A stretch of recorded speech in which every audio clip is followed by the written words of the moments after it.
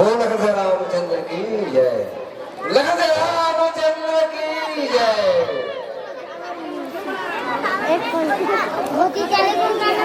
इस साल का हमारे लीला मंचन का कार्यक्रम का आज अंतिम दिन है, लेकिन वो धर्म जी इस का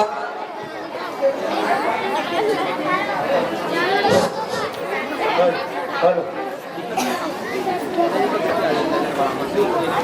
हेलो हेलो इस साल हेलो हेलो हेलो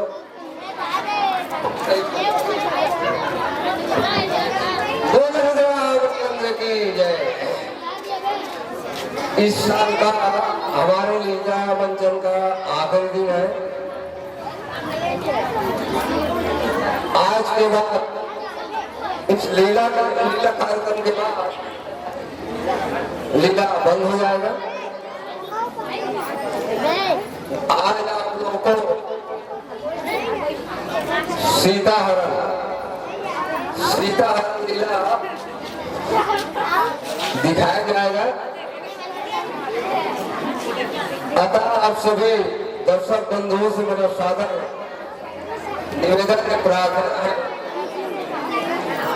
शांति बना करके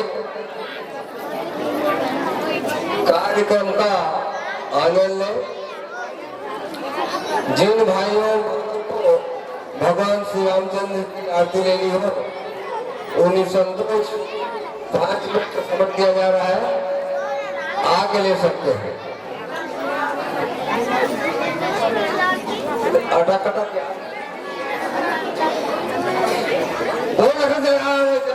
की जय।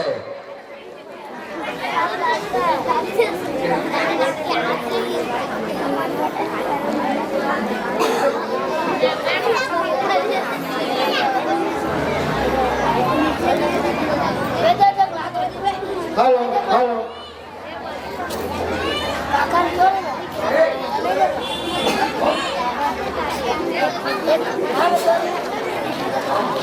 हेलो हेलो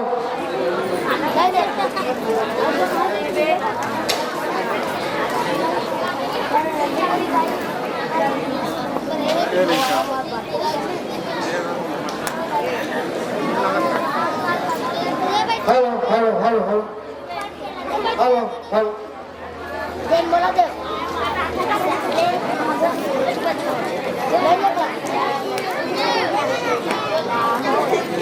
हेलो जिन माताओं को, बहनों को, भाइयों को भगवान की आरती लेना है, शीघ्र ही मंच में आकर आरती ले सकते हैं।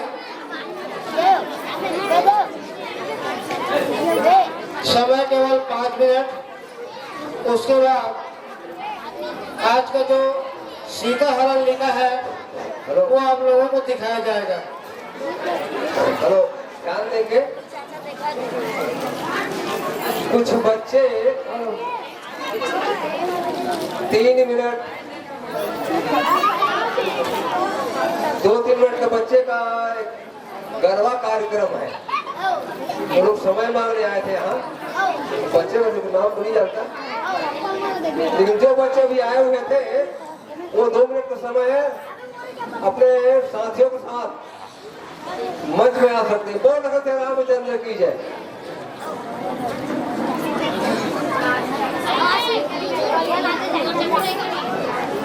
ध्यान देंगे जिन माताओं को, बहनों को, भाइयों को भगवान की आरती लेना है, समय का ध्यान देवे 5 मिनट।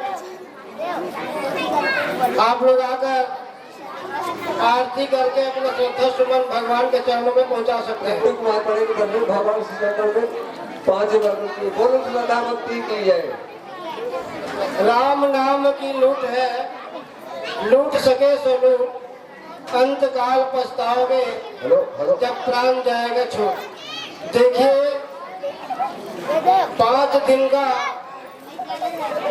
जो राम नाम रूपी गंगा बह रहा था, उसका आज अंतिम दिन है।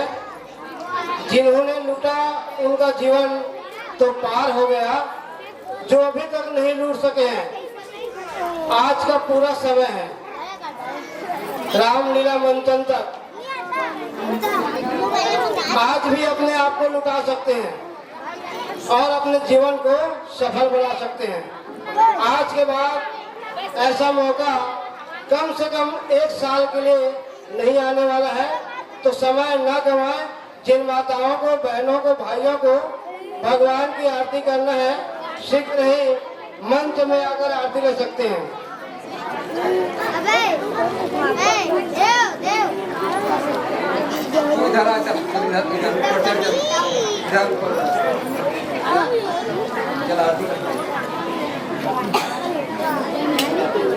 समय का ध्यान देवे। जिन माताओं को, बहनों को, भाइयों को, बच्चों को भगवान की आरती लेना है, आकर आरती ले सकते हैं। आज आप लोगों को सीता हरण लीला दिखाया जाएगा, जो ये पर्व में चल रहा था, उसका अंतिम दिन का मंचन है।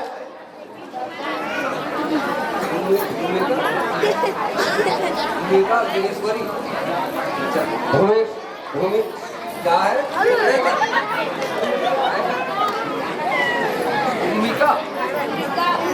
भूमिका और जगेश्वरी, इन दोनों तरफ से भगवान श्री चरणों में 21 रुपये अर्पण की। बोलो श्रद्धा भक्ति की जय। लखन से रामचंद्र की जय।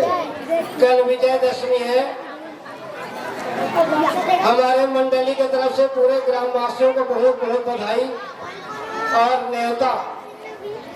आप सभी मैदान में पधारे, रावण मैदान में रावण वध के लिए, असत्य पर सत्य की विजय के लिए।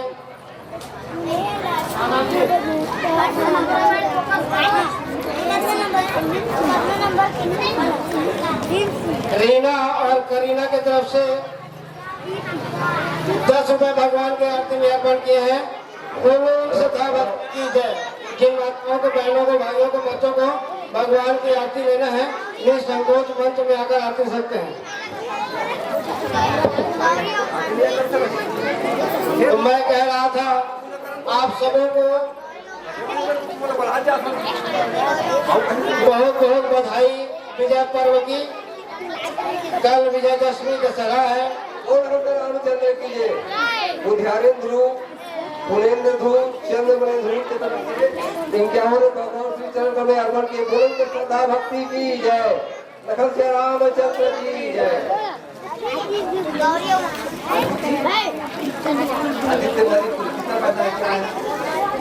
आदित्य मणिपुर तरफ से 10 प्रस्ताव अर्पण के भगवान चरण में। बोलो श्रद्धा भक्ति की जय। लखन से रामचंद्र की जय।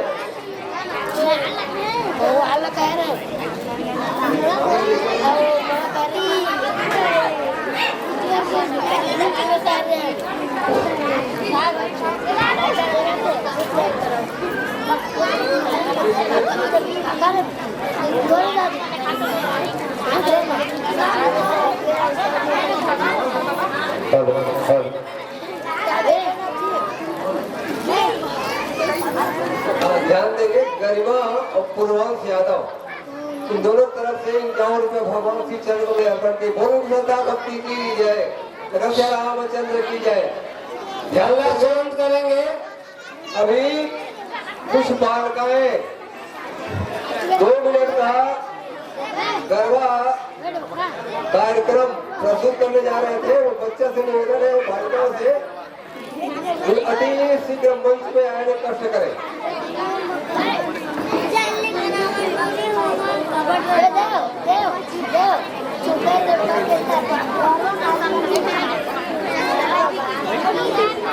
जिन माताओं को, बहनों को, भाइयों को भगवान की आरती लेना है, शीघ्र ही मंच में आकर आरती सकते हैं। केवल आरती के लिए भैया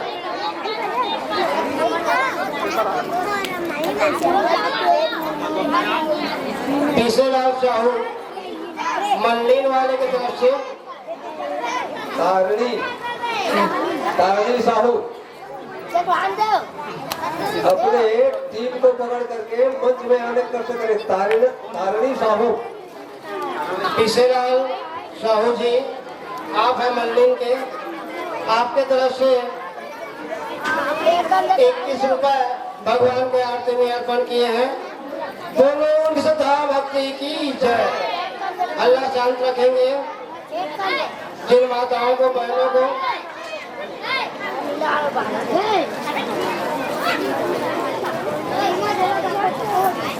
हेलो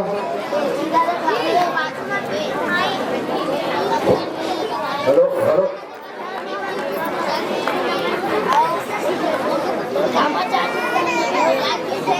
देवेंद्र और प्रतीक, इन दोनों तरफ से भगवान श्री चरण में वाले 21 रुपए के बोलो श्रद्धा भक्ति की जय। देवेंद्र और प्रतीक आपको तरफ से 21 रुपए भगवान के आरती में अर्पण किए हैं। बोलो की श्रद्धा भक्ति की जय। जिन माताओं को, बहनों को, भाइयों को भगवान की आरती लेना है, शीघ्र ही मंच में आकर आरती ले सकते हैं।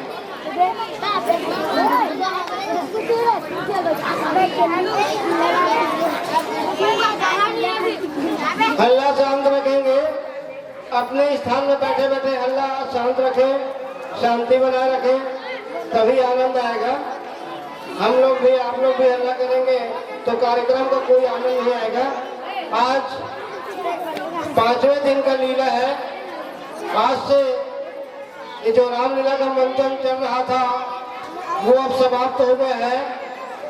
जितना फायदा उठाना चाहते हैं, राम नाम को लूटना चाहते हैं, लूट लीजिए। हल्ला शांत रखें।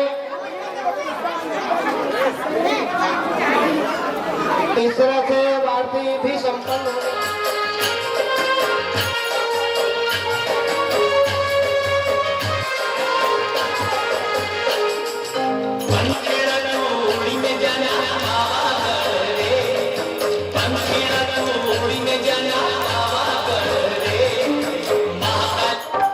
It's 9:33 p.m.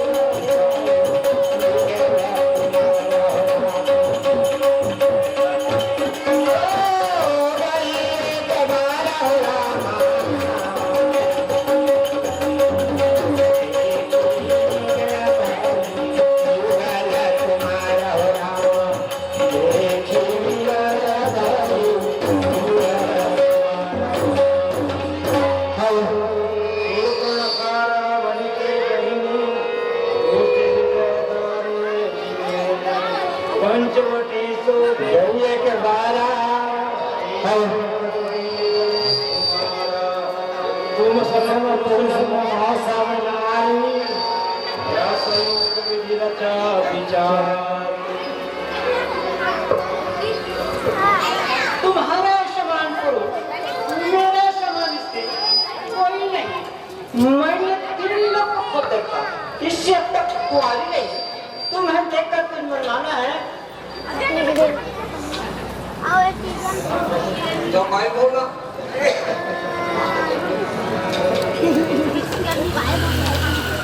सीत ही चित ही कहे प्रभु बाता यह कुमार मोर लघु भ्राता।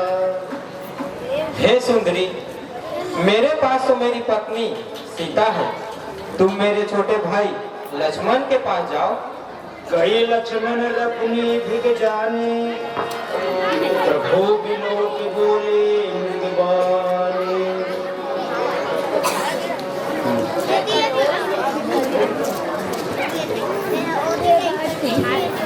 तुम्हारे समान पुरुष मेरे समान कोई नहीं।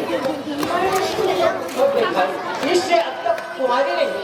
तुम्हें देखकर कुछ मनवाना है? सुंदरी सुनु मैं उनकर दासा करा भी नहीं तोर सुपासा। सुनो मैं तुमका दास हूँ, कृपया करके आप उन्हीं के पास जाइए।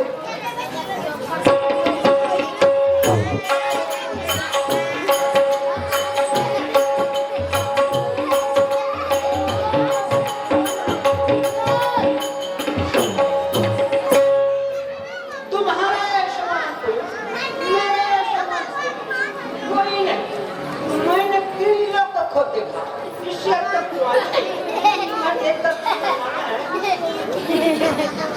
हे सुंदरी, मैंने कहा ना, मेरे पास तो मेरी पत्नी सीता है। तुम मेरे छोटे भाई लक्ष्मण के पास जाओ।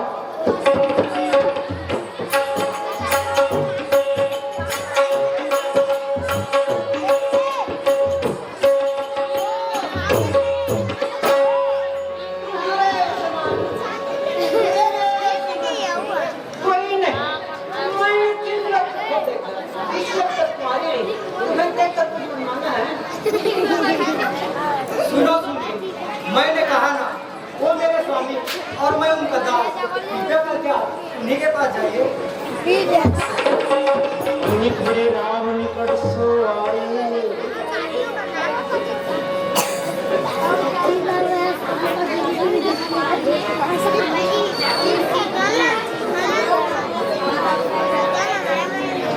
तुम्हारे समान पुरुष मेरे समान स्त्री कोई नहीं।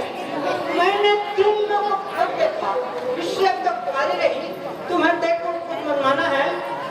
हे सुंदरी, मैं तुमसे बार बार कह रहा हूँ ना, मेरे पास तो मेरी पत्नी सीता है। तुम मेरे छोटे भाई लक्ष्मण के पास जाओ।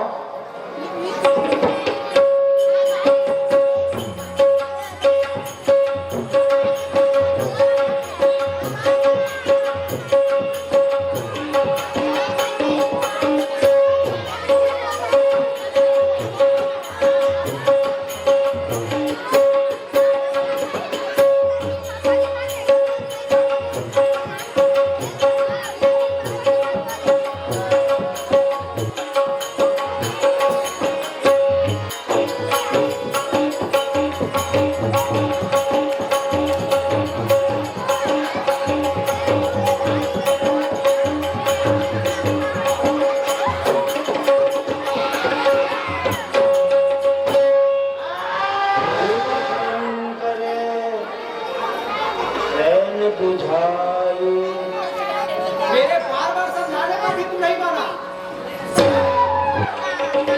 लक्ष्मण की रावती ना पानी किन रावण का बनाते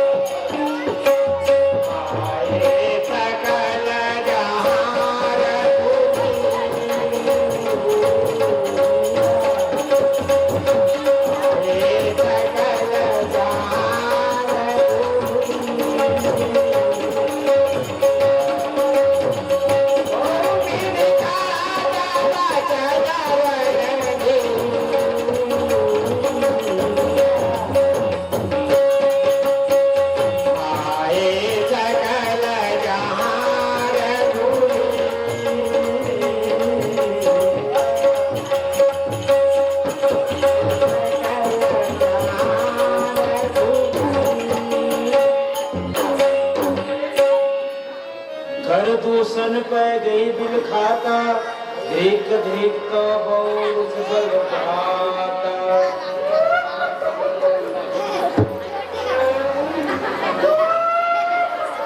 युवराज कर दूषण की युवराज कर दूषण की युवराज कर दूषण की धिक धिक तो बहुत से बल भाता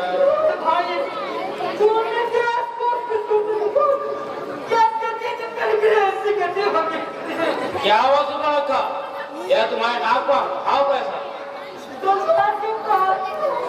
तलवार से बात यह दुस्सा किसने किया?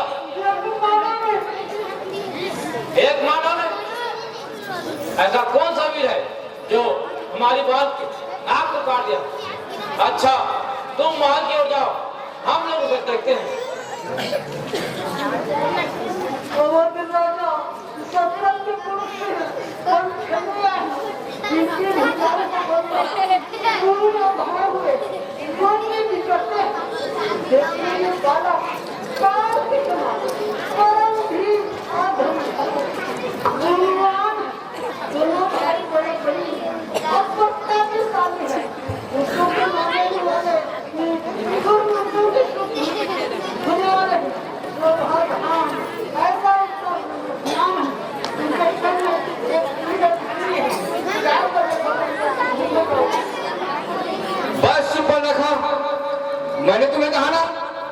में जाओ, उसे हम लोग देख लेंगे।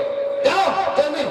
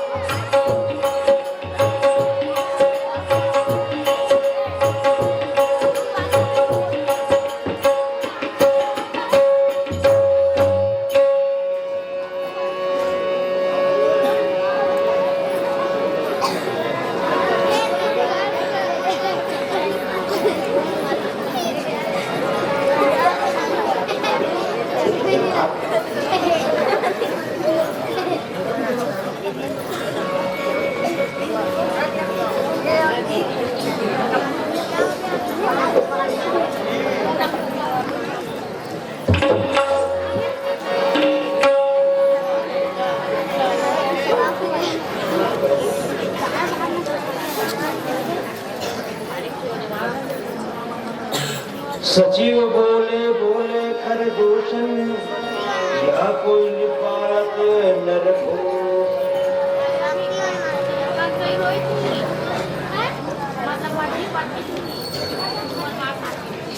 लय जानकी जाहु गिरिकंदर, आवा निश्चय पटक भयंकर। लगता है राक्षसों का भयंकर कटक इधर ही आ रहा है। तुम सीता को कुटी में ले जाओ और सावधानी पूर्वक रक्षा करना। जो आप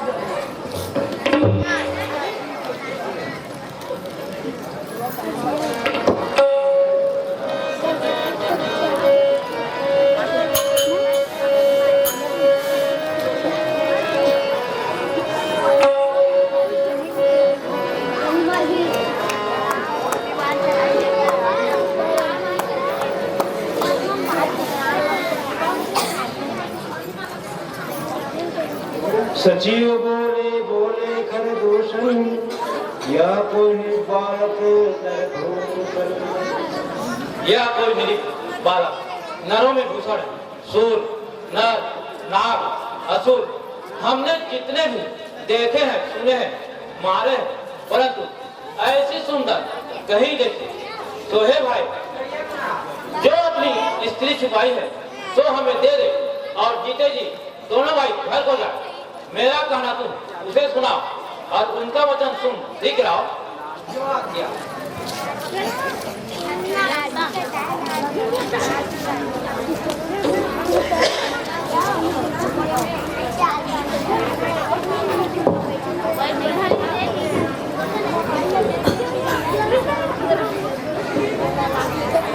हे वनवासी, जो तुमने अपनी स्त्री छुपाई है वो हमारे महाराज को दे दो और सकुशल पूर्वक अपने महल को जाओ।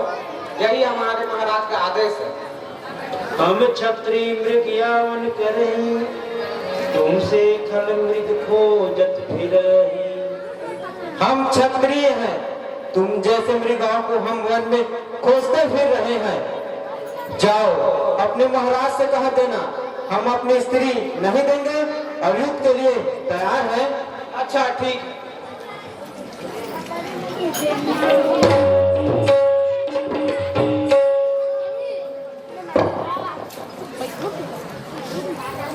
महाराज की जय। क्या हुआ? क्या काम है? महाराज, वह परमात्मा ने अपनी स्त्री देने के लिए उतार कर दिया, अब युद्ध के लिए तैयार है। ऐसी बात है तो फिर चलो युद्ध की तैयारी करो और आक्रमण कर दो।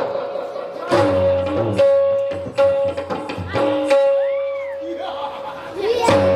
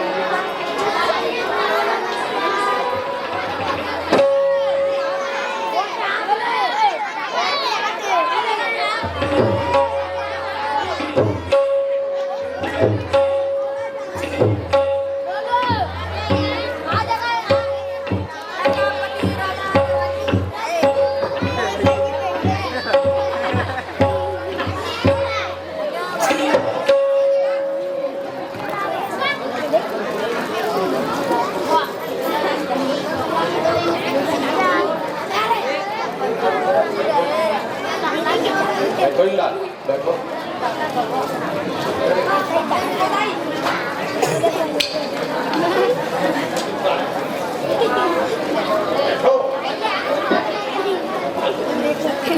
कहो यार, महल में सब कुशल तो है ना? सब कुशल है कि असली? किसी प्रकार का दुखी तो नहीं है? नहीं, अभी तो कोई दुखी नहीं है। अच्छा ठीक, बढ़ जाओ।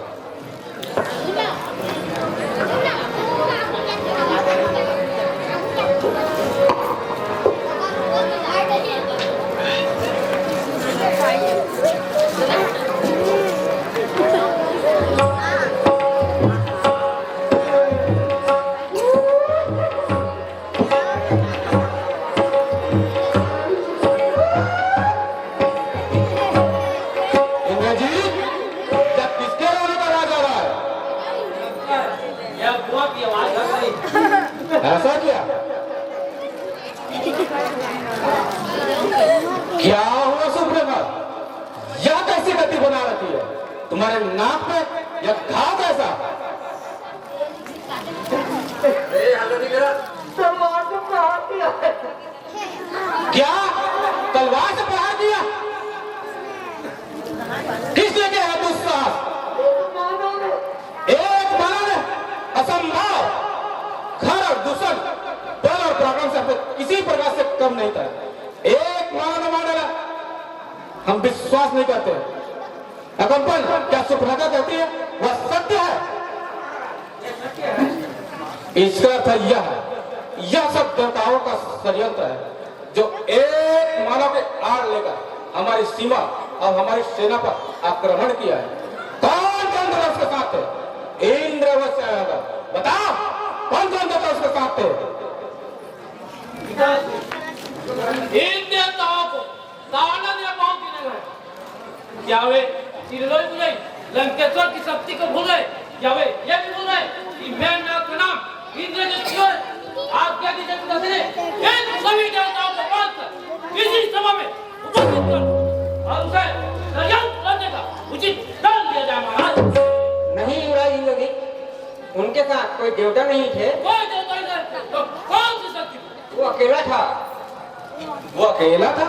माना है भगवान, भगवान विष्णु के लिए अकेले ऐसा साहस करना कठिन हो सकता है। जो रावण काल का भी काल है, जो अग्नि को भी भस्म कर सकता है, उसके रास्ते में आने का साहस किसने किया और क्यों किया? महाबली लंकेश्वर, वो कौशल देश के राजा दशरथ के पुत्र हैं, राम और लक्ष्मण। उन्हें युद्ध करना भी पूरी तरह से आती है। इसी कारण हमारे राक्षस सैनिक जिस किस गाते हुए वहाँ राम को खड़ा हो पाते हुए उनकी मोहनी अस्त्रों से एक दूसरे को आपस में राम समझकर लड़ कर मर गए। तो इनकी वृत्ति धर्म जनित नहीं हो सकती, तो बिना जाने हमारे जन स्थान पर आक्रमण क्यों किया? महामना, उन्होंने आक्रमण नहीं किया, आक्रमण तो हमारी सेना ने उन पर किया था। हमारी सेना ने उन पर आक्रमण किया और हार गए, इसमें उसका कोई दोष नहीं। लगता है उन्होंने पहले कुछ अपराध भी नहीं किया था, फिर बिना जाने हमारे जन स्थान पर आक्रमण करना उचित था। विभीषण जी, आप इस बात पर भी विचार कीजिए। इन दोनों राजकुमारियों ने दंडकारण्य में ऋषि मुनि का दायित्व अपने ऊपर ले लिया था, जिससे ऋषि मुनि निर्भय होकर वन में विचरने लगे थे। इनकी करनी ऐसी जान पड़ती है जिससे इस पृथ्वी को राक्षसों से रहित कर देंगे। इस दोष के लिए अवश्य दंड भागी और दूसरा उन पर आक्रमण करके उचित ही किया। ये केवल आवेश की बात है नरजीत, बुद्धि कर इसके विपरीत होता है। अंधी वीरता किसी काम की नहीं होती, अंत धर्म और नीति की ही विजय होती है। विभीषण वीर पुरुष अपने आन और शान के साथ जीता है, वह तुम्हारी तरह भय से आशंकित नहीं होता। कहीं ऐसा ना हो जाए, कहीं वो ऐसा ना हो जाए। हमारी राक्षस जाति सबसे उत्तम है, उस उत्तम जाति पर किसी मानव ने हाथ डालने का दुस्साहस करे, उससे पहले हम उसका हाथ ही काट देंगे।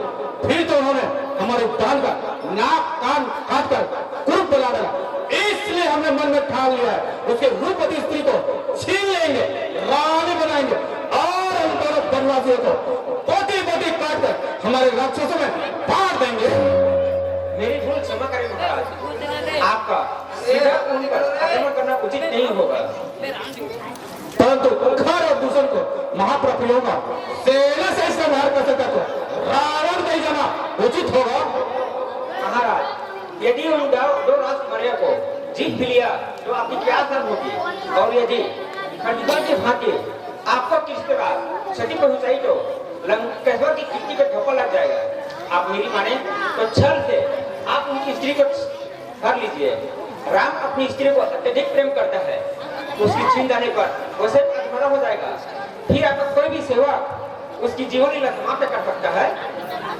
महाराज, सेनापति आक्रमण की बातें विचार करते हमारा जिस प्रकार नाक से मणि छीन जाने पर नाक तड़प तड़प कर मरता है, उसी प्रकार स्त्री के अपहरण होने पर वैसे लाभ से मरेगा, संताप से मरेगा। निश्चय यह संगतियों में विचार करने योग्य लगा। उनसे युद्ध में जीत भी लिया तो आपकी क्या सार रह जाएगी?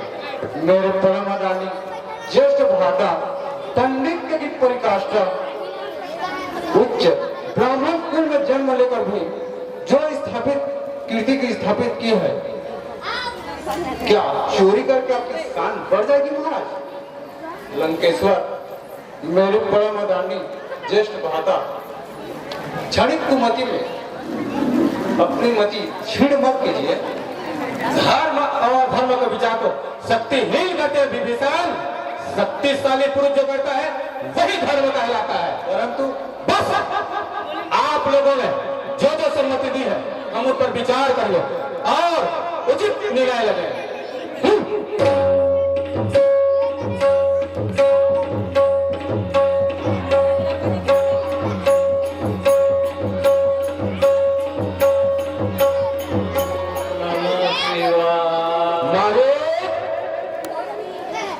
महाराज, और नाम महाराज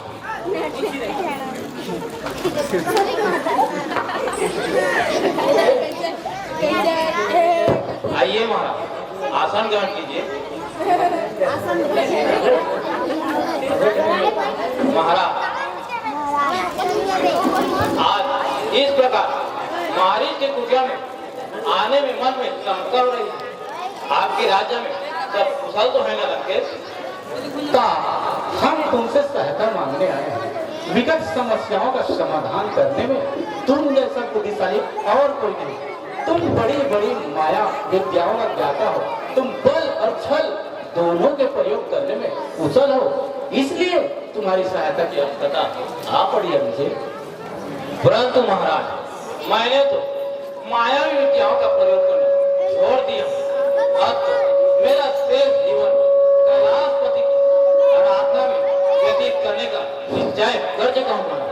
मैं आपकी सेवा नहीं कर सकूंगा। राजा जब प्रार्थना करता है उसका अर्थ है वह आज्ञा दे रहा है। उसकी प्रार्थना और स्वीकार करने का अर्थ है राजा का अवज्ञा, और रावण का अवज्ञा का प्रणाम तुम जानते होंगे। इसलिए हम जैसा कहते हैं वैसा ही तुम्हें करना होगा। महाराज, आप बड़े आसान लग रहे हैं। कहिए, आपकी चिंता का क्या कारण है और इसके लिए मुझे क्या करना होगा?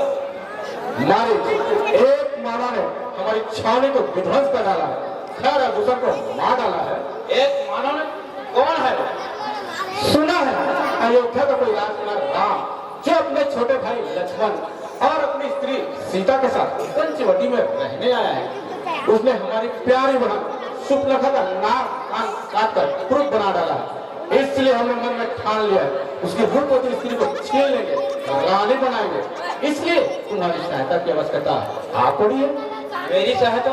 हाँ, तुम अपनी माया से एक अद्भुत सोने का मृग का रूप धारण करना, जिसका सिर सोने का हो, उसका चाम सुनहरी हो, ऐसा जैसा तुम्हें किसी ने देखा नहीं होगा। तुम्हें देखकर राम और लक्ष्मण शिकार के लिए भगेंगे। यदि वो न निकले तो सीता उसे अवश्य भेज देगा। उस समय हम कुटिया से उठा लूंगा। देखो उस सुंदरी का कैसा सौभाग्य है जो वन की कुटिया से लेकर सीधे लंका के राजमहल में पहुंचने वाली है। उसका सौभाग्य नहीं, परंतु आपका दुर्भाग्य अवश्य हो जाएगा लंकेश। क्या? हाँ लंकेश, आप जिसे एक छोटे से राज्य के राजकुमार समझ रहे हैं, उस राम की महिमा आप नहीं जानते। कोई आपका परम शत्रु है जो आपको इस विषय में सलाह दी है। आप मेरी मानिए तो आप उनसे शत्रुता का विचार छोड़ दीजिए। इसी में आपका और आपका राज्य का भला होगा। आपके रहन मन में एक एक सुंदर स्त्रियां हैं। आप उन्हीं के साथ जीवन की आनंद बिताइए और सीता की ज्वाला को हाथ मत लगाइए, नहीं तो सब कुछ जलकर भस्म हो जाएगा महाराज। काया डरपोक, शत्रु की महिमा का वर्णन करके रावण को डराने की चेष्टा कर रहे हैं। जो रावण काल का भी काल है, जो अग्नि को भी भस्म कर सकता है। महाराज, मैं आप डराने के लिए नहीं कह रहा। जब मुझे एक बिना फल बाण मारा था तो मैं 100 योजन दूर समुद्र के इस पर आ गिरा। आप इतना तो सोचिए, जिसने तारका सुबाहु का वध किया, शिव के धनुष को बड़े से बड़े महाराजा हिला नहीं सका, उस धनुष को वह सहज ही तोड़ डाला। खर और तूफान जैसे उनके विशाल सेना से समाप्त कर दिया। क्या वो साधारण मानव हो सकता है? महाबली महाराज लंकेश्वर, आप मेरी माने, आप उनसे शत्रुता का विचार छोड़ दीजिए। मारी, हम तुमसे उपदेश लेने नहीं आए हैं। जिसने तुम्हारी माता का वध किया उसके लिए तुम प्रीति दिखा रहे हो। प्रीतिवत नहीं राजा, मैं विनाश के भय से रहा हूँ। भय से तुम किसे डराने की चेष्टा कर रहे हो? यदि राम को साधारण बना नहीं है तो क्या रावण साधारण पुरुष है, जिसके डर से देवता भी कांपते हैं, जो कैलाश पर्वत उठाने की शक्ति रखता है, स्वयं यमराज जिसका चरणों का दास है। रावण अर्थात एव अहम धूतो नास्ति, न भूतो न भविष्यति। महाराज, ये जो कुछ आप सुना रहे हैं वह सत्य है, परंतु आपने जो कुछ पाया है या शक्ति आपने पुण्य कर्म से प्राप्त की। यदि जो कोई व्यक्ति अपनी शक्ति का प्रयोग पाप कर्मों में करने लगता है तो वही सत्य उसे धोखा दे जाता है। मैं तुम्हारा मामा भी हूँ, इसलिए मैं नीति की बात समझा रहा हूँ। जो नारी अपनी इच्छा से ना, वह एक जलती हुई अंगारे से है। क्यों एक जलती हुई अंगारे को विदाई से लगाना चाहते हो? बस मारी उपदेश सुनने की आदत नहीं है तीन लोग हुए रावण को। हम तीनों लोग के राजा है। संसार के सभी सुंदर वस्तु पर हमारा अधिकार है। हमारे लिए कुछ प्रयास नहीं, सब कुछ हमारा है। हमें नीति मत सिखाओ। शक्तिशाली पुरुष जो करता है वही नीति कहलाता है। ऐसा रहा जो अपने विदेशियों के पास सुनने को तैयार नहीं होता, वे सुरक्षा अपताई लगाता। क्या आपके बुद्धिमान मंत्रियों ने इस विषय में कोई समझ नहीं दी? तुम नीति की बातें करते हो और इतना भी नहीं जानते कि राजा के सामने तर्क नहीं करते। ऐसा रहा जो अपने दम और अहंकार सबका सर्वनाश कर लेता है। प्रिय बोलने वाले चारों मित्र हैं, परंतु अप्रिय, हितकारी, कहने सुनने वाले दोनों दुर्लभ। सुरभा राजन संसदा प्रियवादिना अभ्यस्य पश्चाचा श्रोता वक्ता च सुरभा। जिस राजा को अपने बाहुबल और अपनी शक्ति पर भरोसा नहीं रहता, वह अपने मंत्रियों के मंत्रणा के जाल में फंसा रहता है। मंत्रियों का काम है राजा का आज्ञा का पालन करना, आज्ञा देना नहीं। जो मंत्री अपना कल्याण चाहता है वह उचित है राजा के पूछने पर ही अपना मत प्रकट करे। वह भी नम्रता के साथ हाथ जोड़कर राजा के सामने केवल मधुर और प्रिय बात ही करनी चाहिए। मारीच, हमें शास्त्र मत सुनाओ, कहीं ऐसा ना हो जाए राम और सीता के पहले तुम हमारा क्रोध का शिकार बन जाओ। निर्णय कर लो, हमारे हाथों मरना है या हमारी आज्ञा का पालन करना है। महाराज, हर प्रकार से आज मेरी मृत्यु निश्चित है, परंतु एक राजा के हाथों से मरने से कलंक लगता है। क्यों ना एक शत्रु के हाथों से वीर गति को प्राप्त हो गई। चलिए महाराज, सेवा का आपका सेवा करने तैयार है। अच्छा चलिए।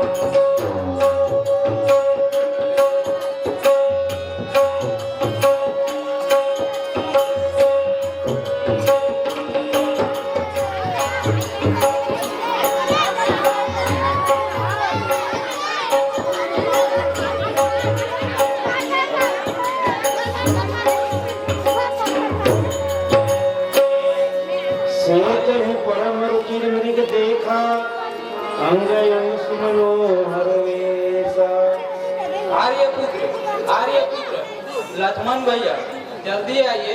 आर्यपुत्र लक्ष्मण भैया जल्दी आइए। एक अद्भुत दृश्य देखा है। क्या देखा है सीते? एक अलौकिक मृग। अलौकिक मृग? हाँ स्वामी। कहाँ है? आइए, जल्दी आइए। ये देखिए, प्रकृति की अद्भुत कारीगरी। लगता है इसके सींग सोने के और चाम सुनहरी है। लक्ष्मण, सचमुच अद्भुत विलक्षण। देखा लक्ष्मण? जाइए ना स्वामी, पकड़ लाइए। कितना मन भावन मृग है। पकड़ ले? क्या करोगे सीते? इसे अयोध्या ले जाऊंगी और इसके पैरों में घुंघरू बांधूंगी।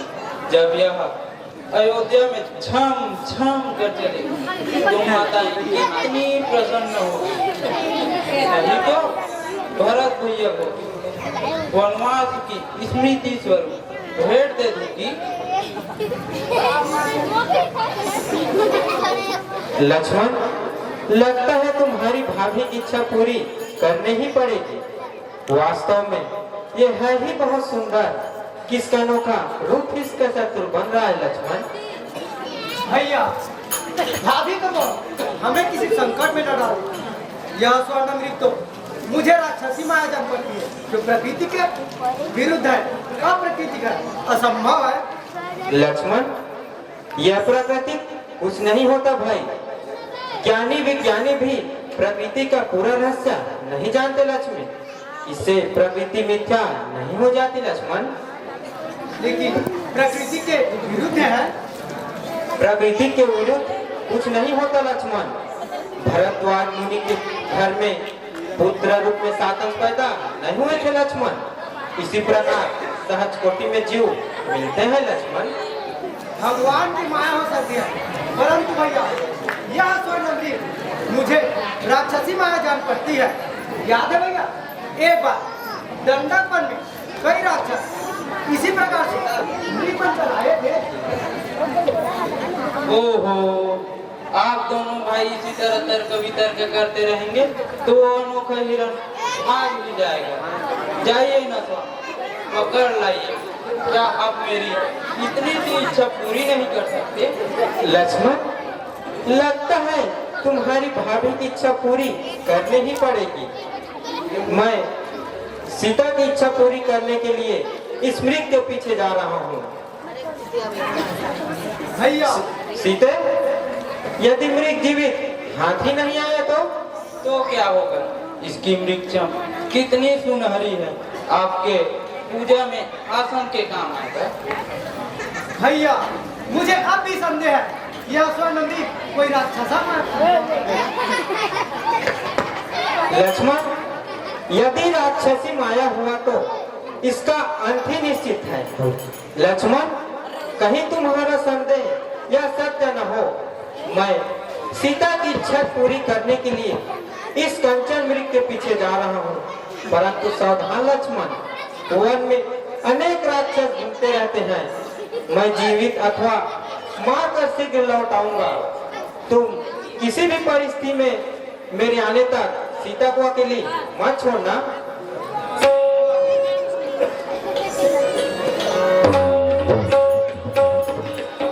हेलो हेलो, राज पटेल, राज पटेल जहाँ कहीं मिले हो तो शीघ्र मेरे रूम में आए।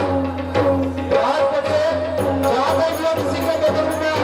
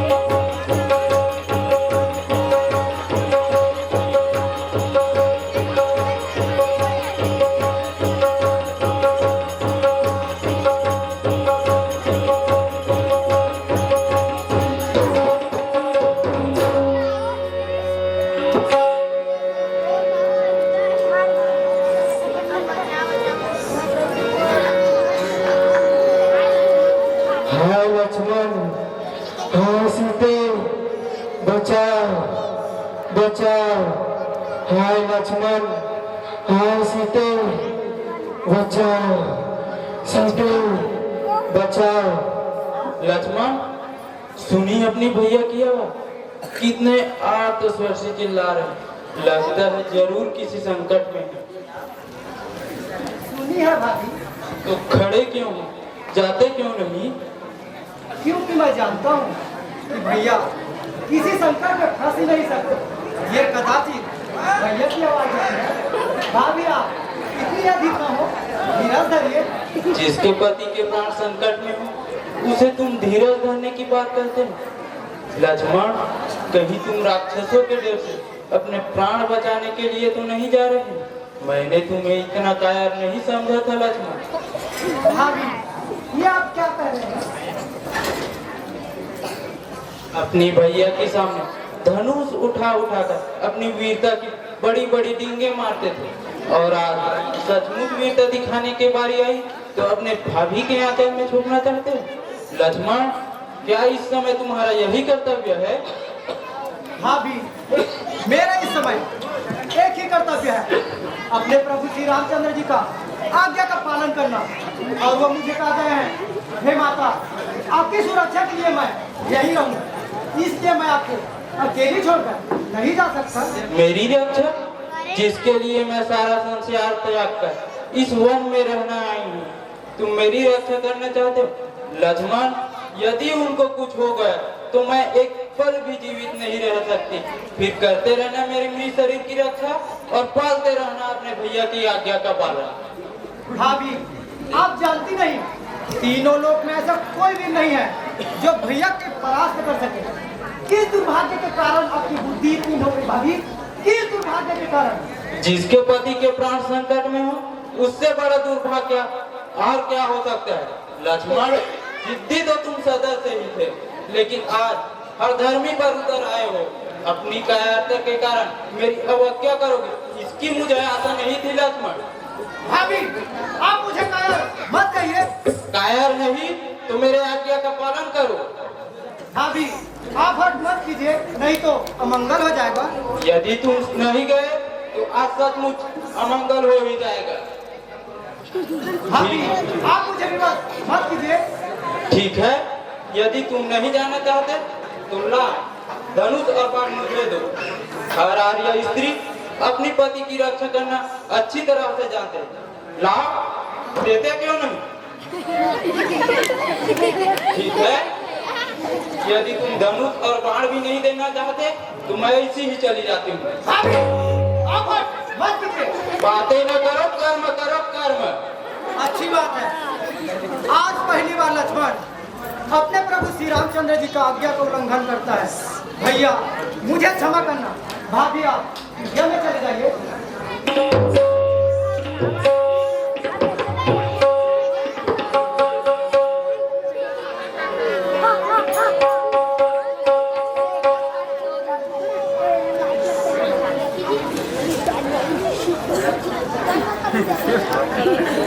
जब किसी रेखा खींची ऐसा बार बार आए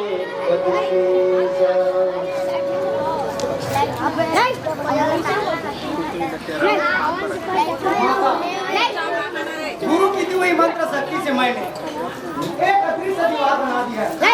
जो कोई इस रेखा के अंदर आने का साहस करेगा वह जलकर भस्म हो जाएगा।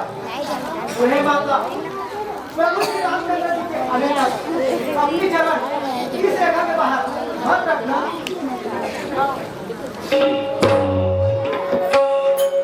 हे वन के देवी देवताओं एवं समस्त प्राणियों, मैं माता सीता को आपके सुरक्षा में छोड़े जा रहा हूँ। इनकी रक्षा करना।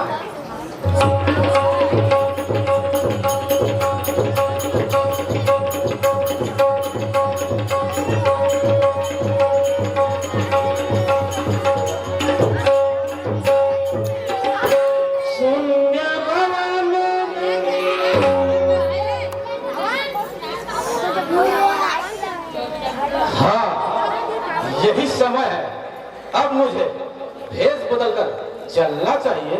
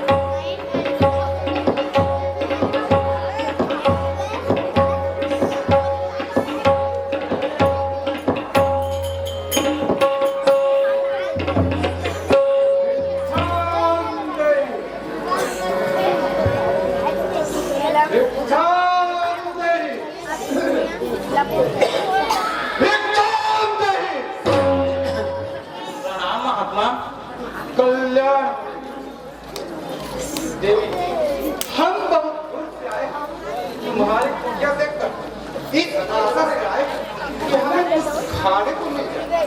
अवश्य महाशय, आप यहीं ठहरिए, मैं आपके लिए यथासंभव भोजन लाती हूँ। देवी, हम यात्रा से क्लांत हैं, हमें विश्राम की भी आवश्यकता है। क्षमा करें मुनिराज, इस समय मेरे स्वामी कुटिया पर नहीं है, इसलिए मैं आपका स्वागत नहीं कर सकती। परंतु मैंने कहा ना, आप यहीं ठहरिए, मैं आपके लिए यथासंभव भोजन लाती हूँ।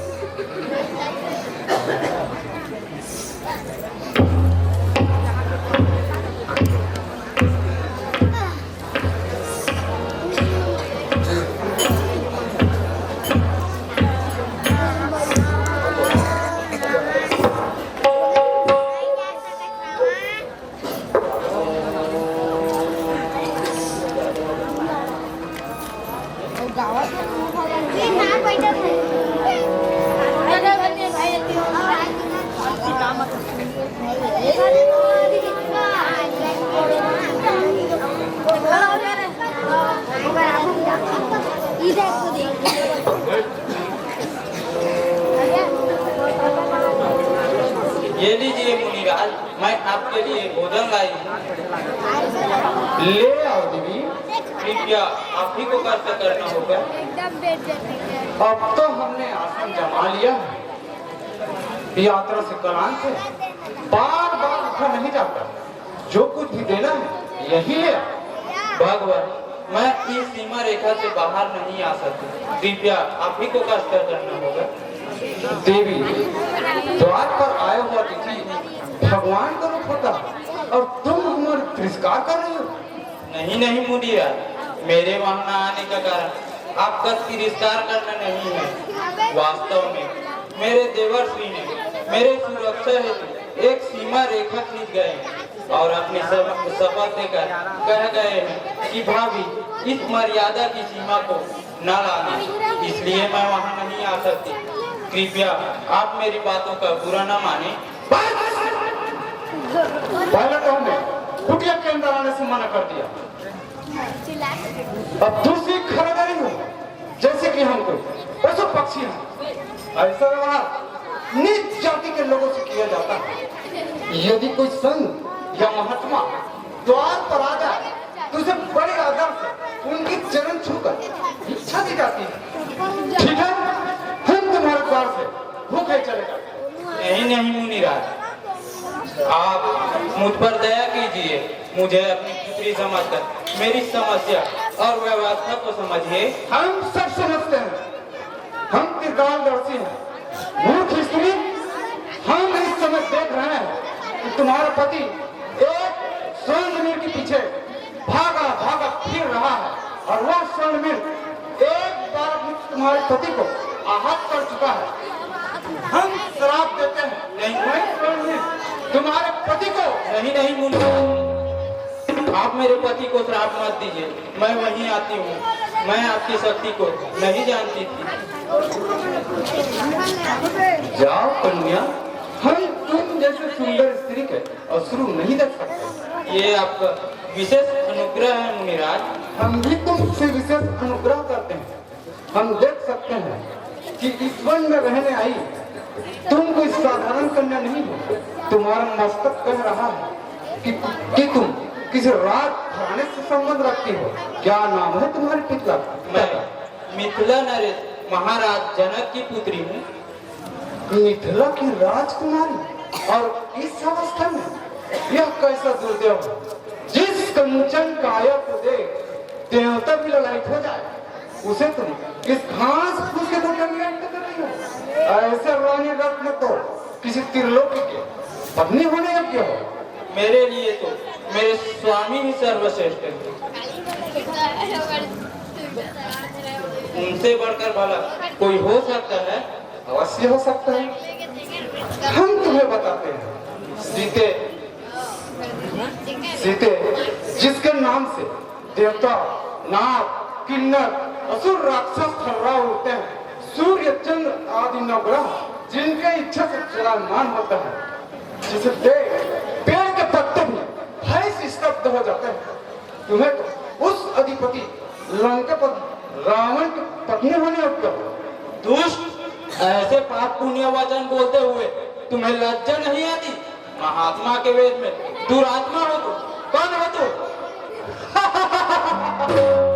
तुम्हारा दास वही लंकेश्वर रावण।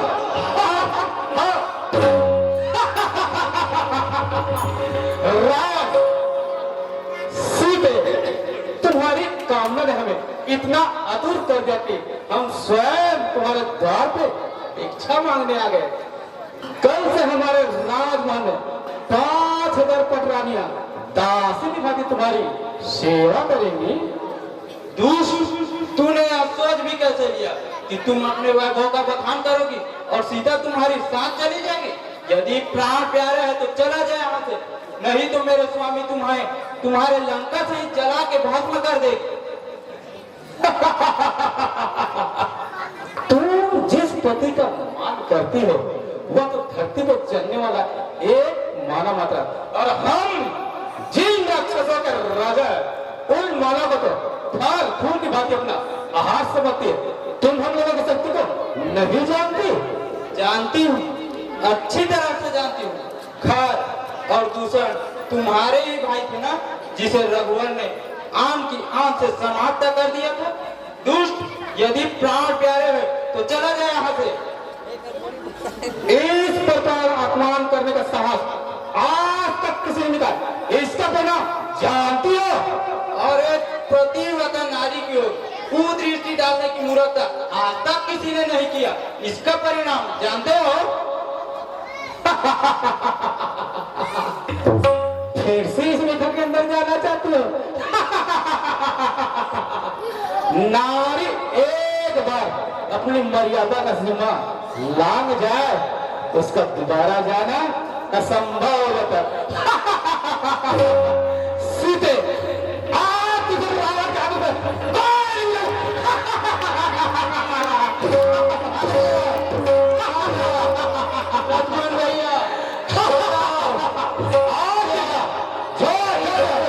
लक्ष्मण भैया, उस तक नहीं पहुंचा। आर्य, लक्ष्मण भैया बचाओ। और चिल्ला, जोर जोर से चिल्ला।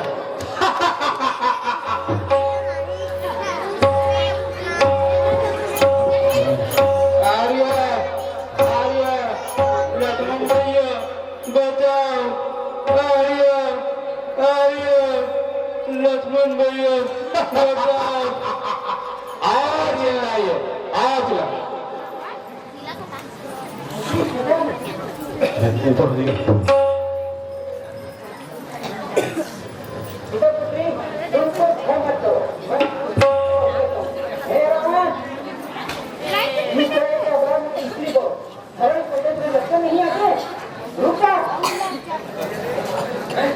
बूढ़े जटायु, जा इसी डाल पर बैठकर विश्राम कर। रावण के आने मत आ।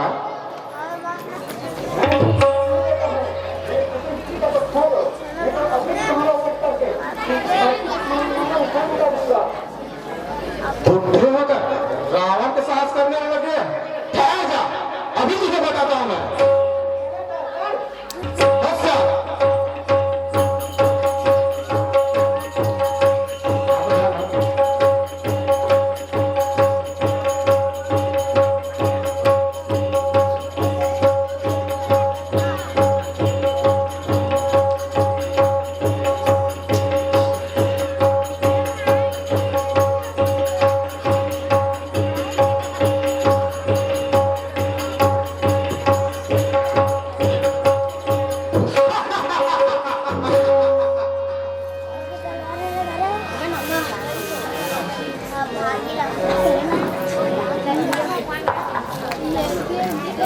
विशेष सूचना, कल के तो दशहरा जो कार्यक्रम है वो हाई स्कूल में ही होगा। ध्यान देंगे, कल दशहरा हाई स्कूल में होगा, रावण वध भी वही होगा।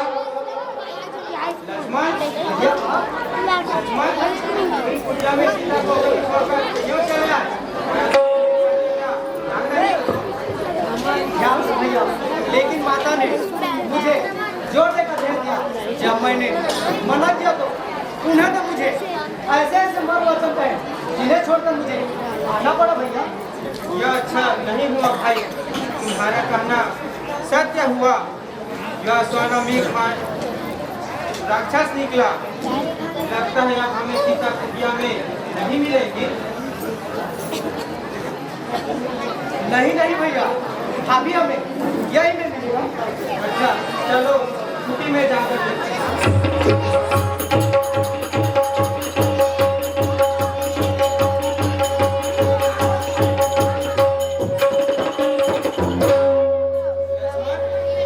मैंने कहा ना सीता कुटिया में नहीं मिलेंगी। चलो उसे ढूंढते हैं। सीते, कहाँ हो तुम? सीते, भाभी कहाँ हो तुम? सीते।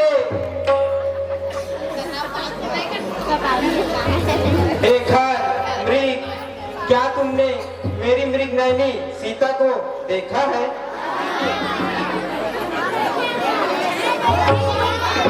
सीते, भाभी कहाँ हो आप? हे भाई, मेरे भाभी सीता को कहीं देखा है?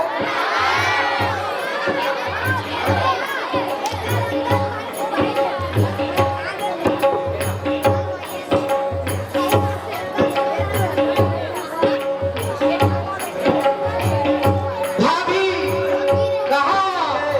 कहाँ हो?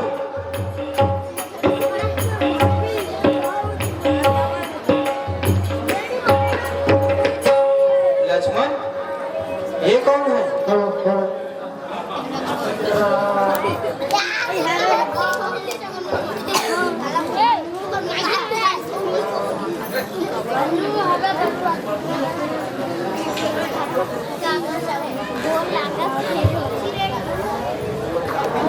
हे पक्षीराज, तुम्हारी दशा किसने किया है?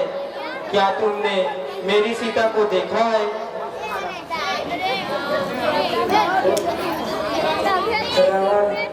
लंकापति रावण दूसरी सीता को जबरदस्ती लेके अपने जुबान में जा रहे थे। मैंने इसमें रोकने की बहुत कोशिश की और दूरी किया, परंतु इस दुष्ट ने अपने विजय के हाथ से मेरा फोन काट कर दूसरी सीता को ले गए। मैं इस जगह नहीं पाया।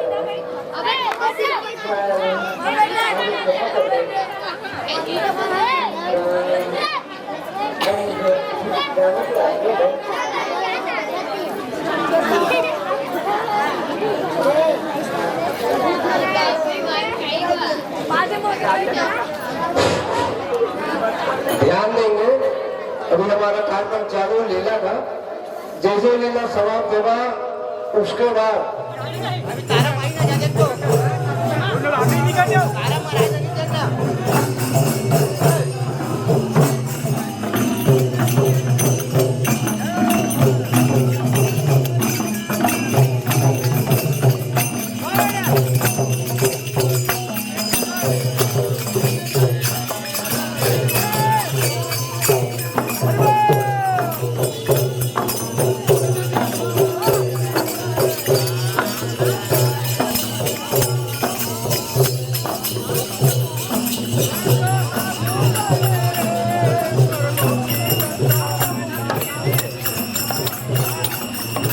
तो नहीं आई या नहीं आते इधर ही ना इधर ही आगू नाका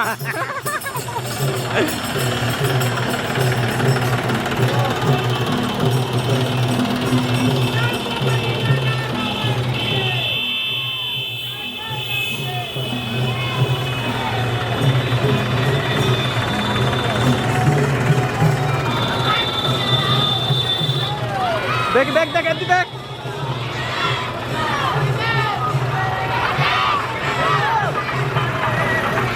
आओ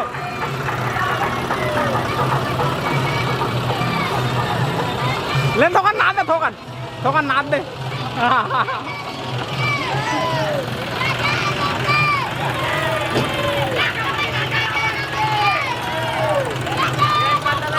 oh Langgapati Raja Rawan ke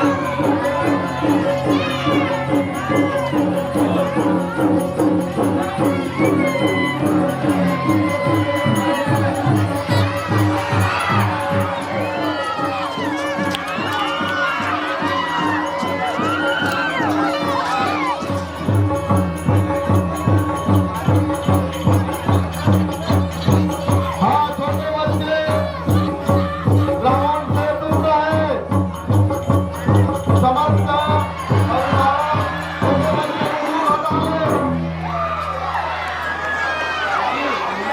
सब अपने अपने बच्चे को दूर में ले जाओ फटाका लगा हुआ है सब जनता से अपील किया जाता है रावण से दूर रहो 100 मीटर दूर जाओ कृपया सबको सूचित किया जाता है 100 मीटर दूर हो जाओ धन्यवाद लखन से रामचंद्र की जय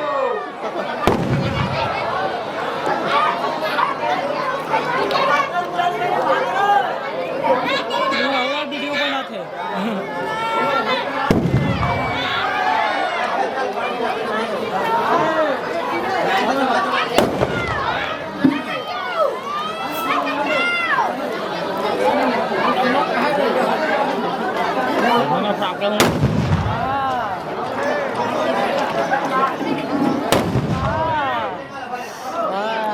गिना गिना गिना गिना